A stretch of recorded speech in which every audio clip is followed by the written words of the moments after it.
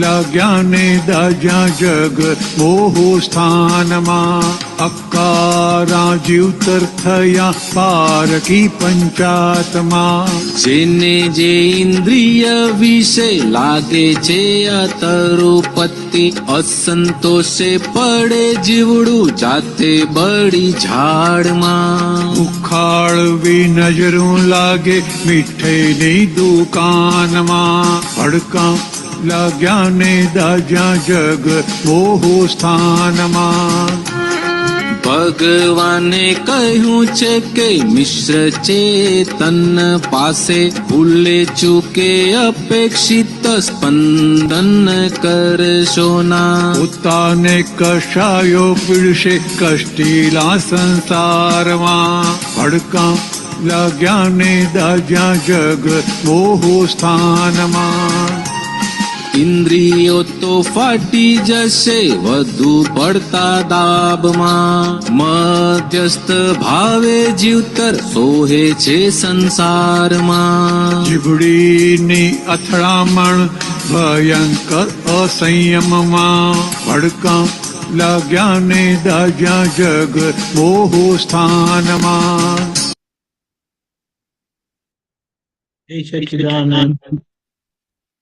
ભડકા લાગ્યા ને દાજ્યા જગ મોહ સ્થાનમાં. એટલે આજે આત્માને જ્ઞાન થયેલું છે, એટલે એમના જીવનમાં જે જે બધા સંજોગો આવે છે તે પૂર્વે લાગેલા ભડકા એટલે કે કશાયો થયેલા અજ્ઞાનથી કર્મો બંધાયેલા તે આજે ચારિત્ર મોહ સ્વરૂપે ખાલી થાય છે. અને ચારિત્ર મોહ સ્વરૂપે ખાલી થવું એટલે શું? તો કે આપણને જબરજસ્તી કમ્પલસરીલી સુખ ને દુઃખના ભોગવટામાંથી પસાર થવાનું, અને એ આપણને દાજે, અને એના લીધે કેટલીક વખત આપણું જીવન આકરું લાગે. અને પારકી પંચાયતમાં શા માટે કીધું કે આ મન વચન કાયા આપણું નથી, આ કર્મો મારા નથી, બધો કર્મોની સમગ્ર જાતિથી હું સર્વથા મુક્ત એવો શુદ્ધાત્મા છું. આપણે એ પદને પામેલા છે, પણ શુદ્ધ ઉપયોગ ના રહેતા આજ્ઞા ભંગ થતા શું થાય? તો આ જે ડિસ્ચાર્જ પરિણામો છે એ ડિસ્ચાર્જ પરિણામો આપણને ધક્કો મારતા જાય છે. એટલે ખરેખર એ ધક્કો મારતું નથી, પણ આપણને ખબર નથી પડતી.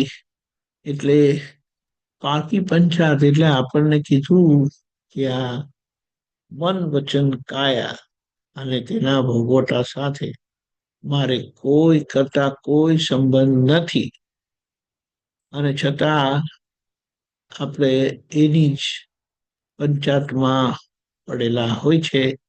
યા પોતાના મનોવચન કાયાના સંબંધમાં હોય, યા બીજાના મનોવચન કાયાના સંબંધમાં હોય, પણ એટલે આ બધી અસરો થાય છે. આગળ આ બીજો ભાગ છે. બીજા 3 ફકરા આજે આપણે લીધેલા છે આ અઠવાડિયા માટે, કે જેને જે ઇન્દ્રિય વિશે લાગે છે અતૃપ્તિ. અતૃપ્તિ એટલે અસંતોષ, એટલે કે અંદરથી અપેક્ષા રે, ભોગવવાની ઈચ્છા રે, એને રુચિ કીધી. આ રુચિ વસ્તુ સિમ્પલ લાગે છે, પણ એ રુચિ ફક્ત આત્માના સુખ માટે જ હોવી ઘટે. પણ આજે સંસાર સુખ માટેની રુચિ અંદર એટલે અંદર અતૃપ્ત ઈચ્છાઓ, અતૃપ્ત વાસનાઓ પણ કહેવાય, કે જે રહેલી છે. અને એ જ્યારે એનો અમલ બજાવે છે ત્યારે આપણી પાસે કંઈક વસ્તુ ભૂલવાળું કરાવે. એટલે અસંતોષે પડે જીવડું, પડે એટલે ફોલ થાય, જાતે બળી ઝાડમાં. એટલે પછી એ જે પોતાની ઈચ્છાને ઇન્દ્રિય સુખને તૃપ્ત કરવા એટલે કે એને એકમ્પ્લિશ કરવા, એને પ્રાપ્ત કરવા માટે જે કંઈ કરે તે ભૂલ જ થાય છે અને એનો ભોગવટો એને ભોગવવો પડે છે. એટલે કે ઉખાડવી નજરું લાગે મીઠાઈની દુકાનમાં, એટલે જાણે કેટલા વખતથી ખાધું ના હોય અને આપણે મીઠાઈની દુકાનની બહાર ઊભા હોય તો કેવી અંદરથી ઈચ્છા થાય કે હું ખાઈ લઉં આમ કરીને. એટલે એવી નજરથી આપણે મીઠાઈની દુકાનને જોઈએ એટલે આ બધી બહાર જે ભોગવવાની વસ્તુઓ છે 5 ઇન્દ્રિયોની, ત્યાં આપણી ચિત્તવૃત્તિ ખેંચાયા કરે. પછી તેમાં આ 5 ઇન્દ્રિયોના સુખમાં તેમાં વિશેષ કરીને આ વેદ કર્મના પરિણામમાં મિશ્ર ચેતન એટલે સામે સ્ત્રી પુરુષને જે બધી અસરો થાય છે, વેદ કર્મની અસરો, તો ભગવાને શું કીધું કે મિશ્ર ચેતન પાસે ચૂકે અપેક્ષા ના કરશો, એવા કોઈ સ્પંદન કરશો નહીં. અને જો એ ત્યાં જાગ્રત નહીં રહ્યા અને ત્યાં અપેક્ષા રાખી, જે અપેક્ષા હોય જ છે, ઘરે ઘરે, હિસાબે હિસાબે, સંબંધે આ સામે અપેક્ષા હોય છે. અને એ અપેક્ષા જ્યારે પૂરી થતી નથી ત્યારે પોતાના કસાયો પીડશે કષ્ટીલા સંસારમાં. એટલે ભલે ડિસ્ચાર્જ કસાયો છે પણ એ ડિસ્ચાર્જ કસાયો આપણને એ ભોગવટાઓ કરાવે છે. એટલે ત્યાં ચેતો આપણને સ્વસ્વરૂપ પ્રાપ્ત થયું છે. એટલે મિશ્ર ચેતન એટલે ચેતન, મૂળ ચેતન અંદર છે અને બહારના ભાગમાં એ નિશ્ચેતન ચેતનપણે એટલે મિકેનિકલ ચેતનપણે છે અને મિશ્ર ભાવે એ છે. મિશ્ર ભાવે એટલે ક્યારે ગમે ક્યારે ના ગમે, કશું કહેવાય નહીં.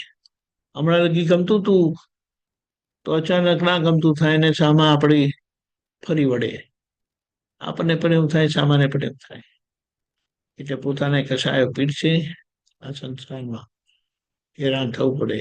ઇન્દ્રિયો તો ફાટી જશે વધુ પડતા દાબમાં. એટલે જો વધારે દમન કરશો ઇન્દ્રિયોનું, દબા કરશો તો ઇન્દ્રિયો ફાટી જશે. એટલે પછી જેમ સ્પ્રિંગને દબાવે અને સ્પ્રિંગ છટકી જાય તો કેટલી જબરજસ્ત ઉછળે તો કે નુકસાન બહુ કરે. એટલે મધ્યસ્થ ભાવે જીવતા એટલે વચલો માર્ગ, એટલે વધારે નહીં ઓછું નહીં. એ આપણા જવાબમાં દાદાએ સંભાવ નિકાલ કરવા આપ્યું છે. પણ એક